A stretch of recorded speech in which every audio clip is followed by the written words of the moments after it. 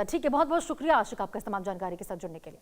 आगे बढ़ते हैं, अगली खबर आपको बांग्लादेश से बताएं, जहां बांग्लादेश के 2 बड़े पोर्ट अमेरिका को देने की तैयारी में है। अंडमान से 1100 किलोमीटर दूर अमेरिकी रणनीतिक पहुंच बढ़ेगी। बांग्लादेश के 2 बड़े पोर्ट अमेरिका को देने की तैयारी है। खुफिया जानकारी साझा करने पर भी आपको बताएं बड़ा समझौता है।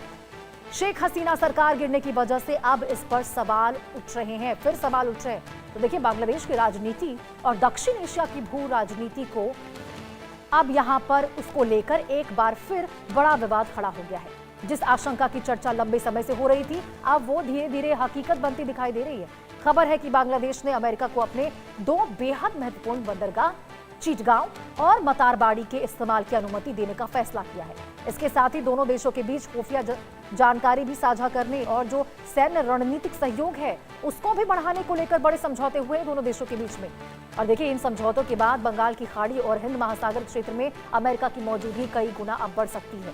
सबसे बड़ा सवाल अब यही उठ रहा है कि क्या शेख हसीना सरकार पर दबाव इसी रणनीतिक वजह से बनाया गया था।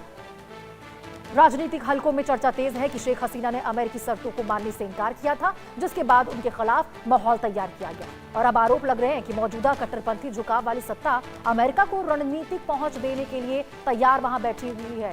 तो देखिए, चिटगांव बंदरगाह भारत के अंडमान निकोबार द्वीप समूह से सिर्फ 1100 किलोमीटर दूर है। ऐसे में अमेरिका की सैन्य मौजूदगी सीधे भारत और चीन दोनों के लिए रणनीतिक महत्व रखती है। माना यह भी जा रहा है कि अमेरिका की जो अपनी नजर है, उसकी जो असली नजर है वो मलक्का स्ट्रेट पर है, जिसे दुनिया की सबसे महत्वपूर्ण समुद्री लाइफलाइन माना जाता है। और देखिए, दुनिया का लगभग 60% समुद्री व्यापार जो है वो इसी रास्ते से गुजरता है। चीन का करीब 80% तेल आयात भी मलक्का स्ट्रेट से जरिए ही गुजरता है। और यही वजह है कि चीन लंबे समय से इसे अपनी सबसे बड़ी रणनीतिक कमजोरी मानता है, जिसे मलक्का डिलेमा कहा जाता है। और देखिए, भारत के लिए भी ये मामला बेहद संवेदनशील हो चुका है, क्योंकि भारत का लगभग 55% समुद्री व्यापार इसी क्षेत्र से गुजरता है। भारत के अंडमान निकोबार द्वीप और आइनस बायज एयर स्टेशन इस पूरे इलाके की निगरानी में अहम भूमिका निभाते हैं। एक्सपर्ट्स मानते हैं कि अगर अमेरिका इस क्षेत्र में अपनी सैन्य मौजूदगी और बढ़ाता है तो भारत अमेरिका रणनीतिक सहयोग भी नए स्तर पर पहुंच सकता है। लेकिन दूसरी तरफ यह भी डर है कि बंगाल की खाड़ी अब सुपर पावर संघर्ष का नया मैदान बन सकती है। और सवाल यह भी है कि क्या बांग्लादेश अब पूरी तरह से अमेरिका चीन की वैश्विक लड़ाई का रणनीतिक मोहरा बन चुका है। क्योंकि देखिए, जब यहां पर अंडमान से 1100 किलोमीटर की केवल दूरी पर यह है। आरजू शेठ हमारे सहयोगी हमारे साथ जुड़ चुके हैं इसी खबर पर ज्यादा जानकारी के साथ। आरजू, क्या बांग्लादेश में सुपर पावर का अब ये नया खेल देखने को मिल रहा है? पोर्ट के बहाने अमेरिका की घेराबंदी यहाँ पे बढ़ती हुई नजर आ रही है।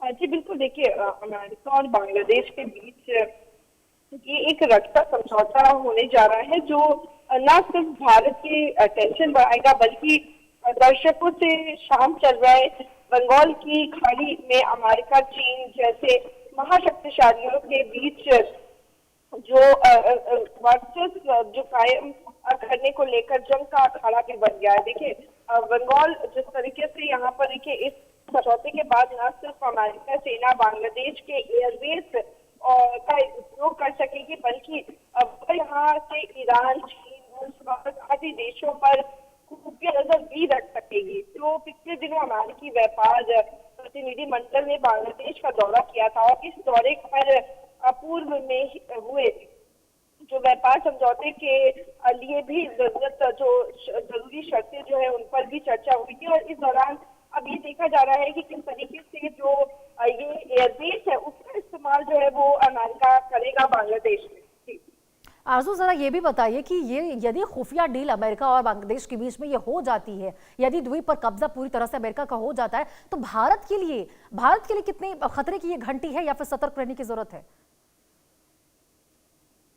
जी बिल्कुल, देखिए, कहीं ना कहीं भारत को भी यहाँ पर अगर ये डील होती है और पॉसिबल होती है तो कहीं ना कहीं भारत को भी और ज्यादा चेतन्ना जो है वो यहाँ पर रहना होगा, क्योंकि लगातार देखा जाता है जिस तरीके से जो निगरानी है वो कहीं ना कहीं वहाँ से उन अब्दों से यूएस जो है वो रख सकेगा तमाम उस देशों पर, चाहे वो भारत की बात हो, चाइना की बात हो या जितने भी नेबर्स हैं। तो कहीं ना कहीं यहाँ पर भारत के लिए भी इस डील के बाद चुनौती जो है वो कहीं ना कहीं बढ़ जाएगी।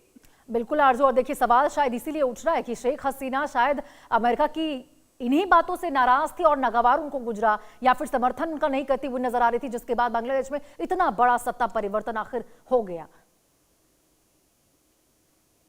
जी बिल्कुल, देखिए कहीं ना कहीं शेख हसीना की जो नीतियां थी वो भारत को सपोर्ट करती हुई नजर आती थी। अक्सर ही उन्होंने जो स्टेटमेंट दिया और उनके कार्यकाल में भी अगर हम देखें तो भारत और बांग्लादेश के रिश्तों में सुधार जो है वो होता हुआ नजर आया।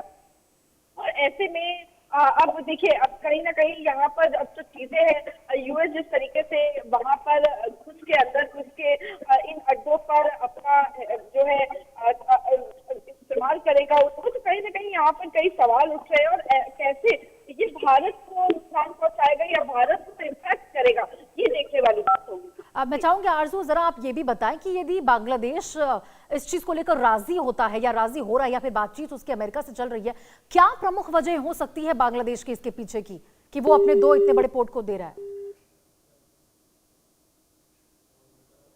ठीक है, बहुत बहुत शुक्रिया आरजू आपका इस तमाम जानकारी के साथ जुड़ने के लिए। आगे बढ़ते हैं, अगली खबर आपको उत्तर